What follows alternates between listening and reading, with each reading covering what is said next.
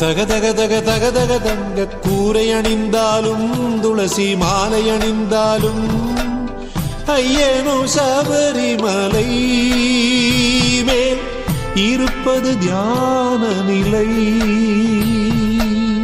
அலை அலை அலை அலை கடல் போல பொங்கி வழிந்தாலும் பக்தர் பொங்கி வழிந்தாலும் ஏதோ ஒரு காந்த அலை ஈர்க்கின்ற காந்தமலை. நான் ஒரு புதுவித யாகம் என் நெஞ்சின் மையத்தில் நாளும் செய்திடுவேனே உனை என்னும் நேரத்தில். யாகத்தின் வேள்வியிலே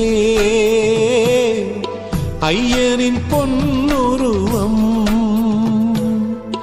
கைகளில் ஏந்தி வந்தார் அமிர்த பொன் கலசம்.